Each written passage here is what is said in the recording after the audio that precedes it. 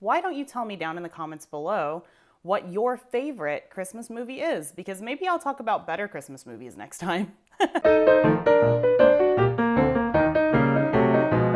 It's been another crazy work week. I'm sure you can feel that. So I'm gonna walk you through the process of how I get ready to take, I guess, a luxurious bath. The bath that I have learned to appreciate over the years, because Lawrence is definitely more the bath aficionado than I am. And maybe it's just a British versus American thing, but I never really appreciated how a bath can just soothe you and make you feel calm and, you know, rejuvenate everything until I met him. I'm gonna show you what I do to make my bath. The problem is, in both of our houses, or the duplex as it were, we are both using hot water for the heating. It doesn't ever get completely hot, or at least not hot enough that I like for a bath. So what I'm gonna do is I'm gonna experiment today, and I am actually gonna run the kettle and supplement the warm water with hot kettle water and see if that gets warm enough for my liking. Which suits me fine because it means that I can make myself a hot beverage. And of course my beverage today of choice is an eggnog latte with basically just copious amounts of eggnog and coffee. My setup is a candle, bath bombs, and I have a very large, luxurious one today that looks like the earth. I made this scrub, and it's basically just a lip scrub, but you can use it on your hands and your feet as well, out of sugar and oil and honey. A long time ago, you can see it's almost gone, but this little jar is like the perfect size for it. And I'm going to scrub my lips, exfoliate my hands and my feet. You already know that I've been using this Mix Easy face mask once a week, so I'm going to resume that. But crucial to this is a good book, a washcloth for when you scrub off your mask, and 2 towels. One of them is going to go underneath my head as I lay back in the bath, and the other one is for if I need to dry my hands or if I need to dry anything on my body in order to read. But then the ultimate luxury is this. I am lucky enough to have a radiator that is covered, but even an uncovered one will do this for you. I really like to have hot towels when I come out of the bath, so I unfold my towels and then put them on the radiator, and then they're nice and warm.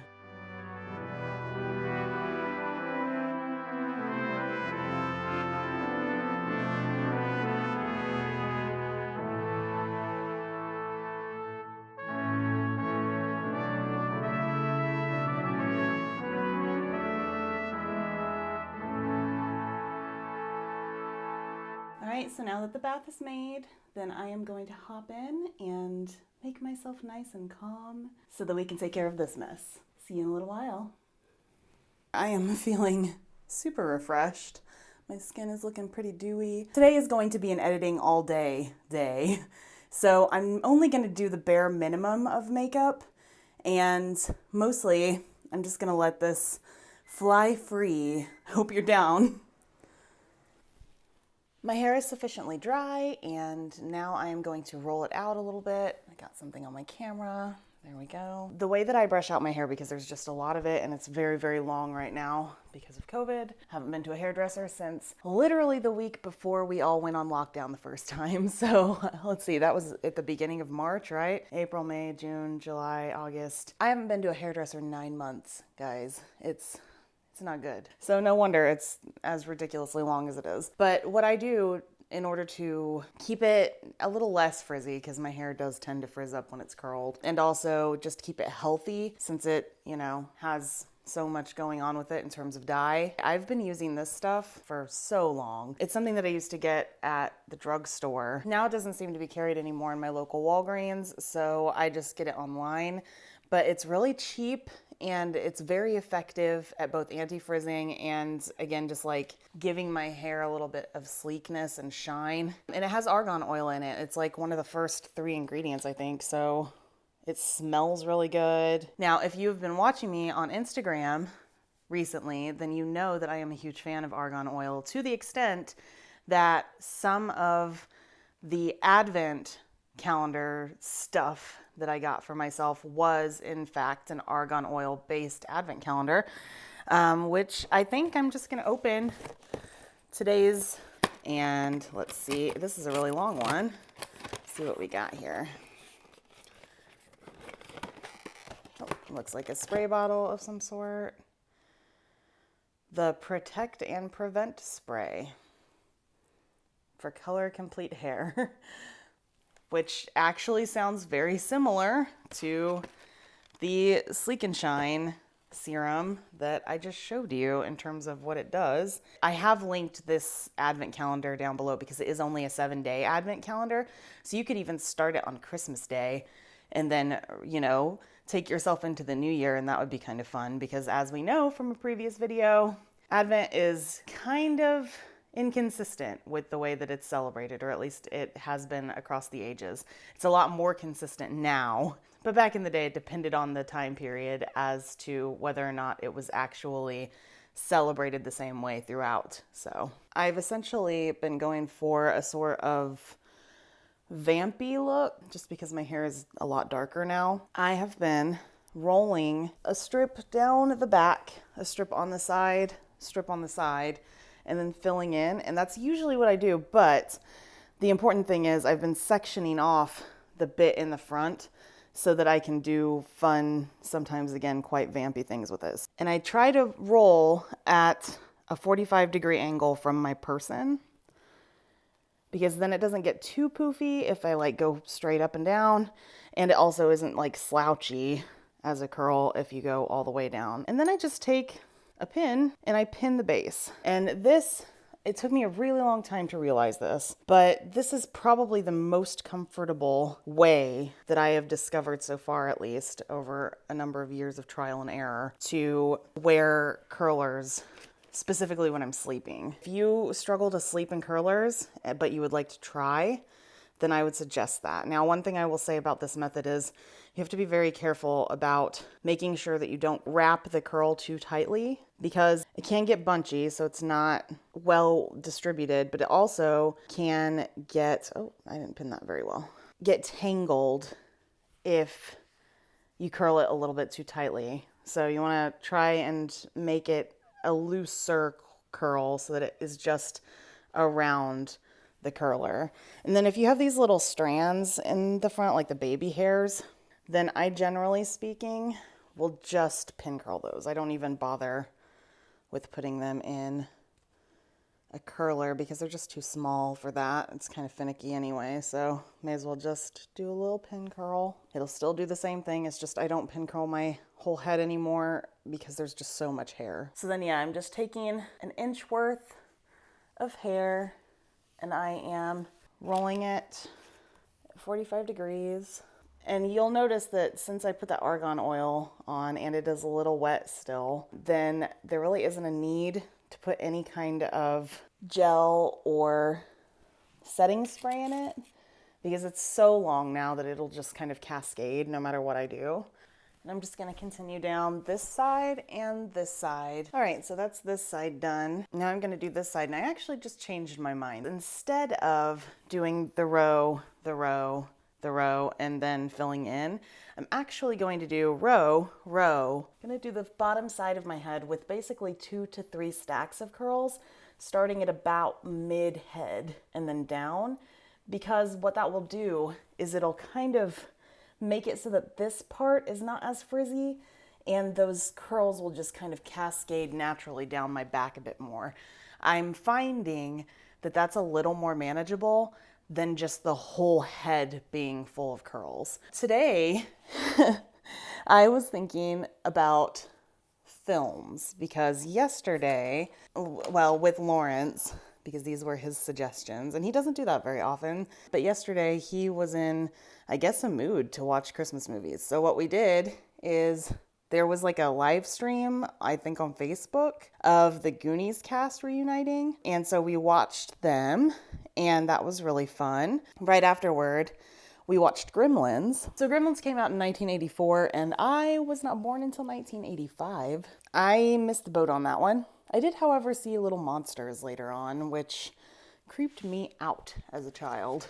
I feel like Gremlins is a Christmas movie. I mean, like, there's Christmas throughout it. You got some Christmas music, you get the feels and all of that. But looking at it with probably the freshest eyes of anyone in the 21st century, given that, again, this is literally my second time watching it, the character arc of Billy is just absurd. He starts out, you know, as this kid who he's trying to do the right thing, but certainly as a teacher, I've seen these guys where, especially in high school, where they try to do the right thing, they're good students, but they also are not great at following instructions because they're a little bit on the airheaded side. And that is Billy to a T.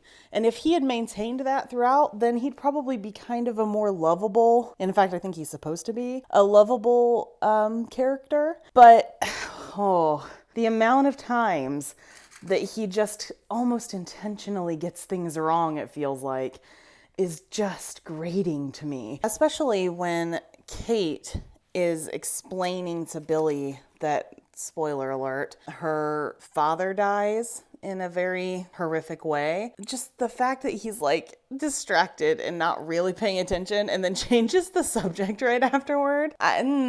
It's just really odd. But then, of course, Kate herself is also just kind of there to move the plot forward, as opposed to, with the exception of that monologue, being a fully fleshed out character. But then the Gremlins themselves too, Joe Dante, who directed the film, and Steven Spielberg, who was the producer on it, I'm sure we're just thinking, oh, merchandise, when they got all of the Gremlins to do all of the wacky stuff that they did, as opposed to just like heartless killing. But the fact that they like basically hatch out of water and then in 20 minutes have understood the more complex intricacies of human behavior, like that of driving cars and stopping at traffic lights, for example, is just so incredibly ridiculous and unrealistic. I had a fantastic time watching this film. For like a heartwarming 80s Christmas movie, it sure does do some really interesting and wacky things. The other thing that I will say about characters and about character development, especially like in 80s films, I feel like, and maybe early 90s. Actually, this is just a universal thing. Obviously, you're supposed to like the protagonist, which I liked him decreasingly as time went on. But also the dad, who's the narrator, I think you're supposed to love the kind of quirky scientist inventor types. Like, I'm thinking of Belle's dad in Beauty and the Beast. Obviously, he's quite lovable. Doc Brown in Back to the Future, who, of course, is like the most lovable geek of all time, let's be real. And I just don't love him. I don't like his dad very much. I think he comes from his dad, and that's very good in terms of character development. You can tell that they are son and father, but his dad is so irritating. And I, like, as the wife, who P.S. is a badass, killing all of those gremlins in her house, double wielding those knives and stuff. Okay, that was pretty cool. But how did she live with him all those years? I don't understand it. It just doesn't make sense to me. I guess love really is blind, but I did not love him. And then he like brings this animal home without really knowing a lot about it. It could be a very A, endangered, B, exotic species.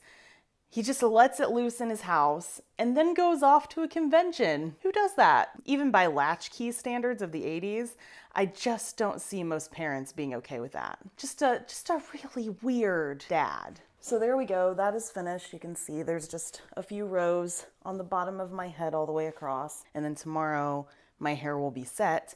But for now, I'm going to do basic makeup.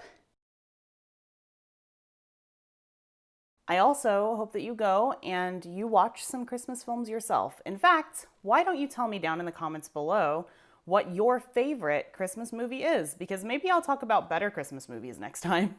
I don't know if you've heard or not, but myself and Vicky Bermudez, who is also a YouTuber, have created a fundraiser, and we are over a third of the way there. We are trying to make it to $1,000 by Christmas Eve. If you've never heard of Make-A-Wish Foundation, what it does is it raises money so that children who are terminally ill or otherwise compromised in terms of their health are able to have exciting and sometimes transformative experiences based on their own wishes. I have linked in the description our fundraiser for Make-A-Wish, and I hope that you'll give anything, even just $1, is going to go a long way toward making these children's dreams a reality. As somebody who grew up with congenital heart defects, then I know personally how difficult it can be to have a normal childhood when you have something health-wise going on all the time.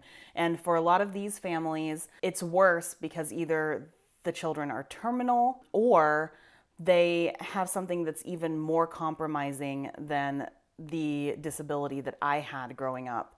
And so I would very much appreciate it if you take a moment to go down and donate today. I'm sure that those children and their families will really appreciate it as well. That's all for now, and I will see you tomorrow for another Vlogmas video. Bye.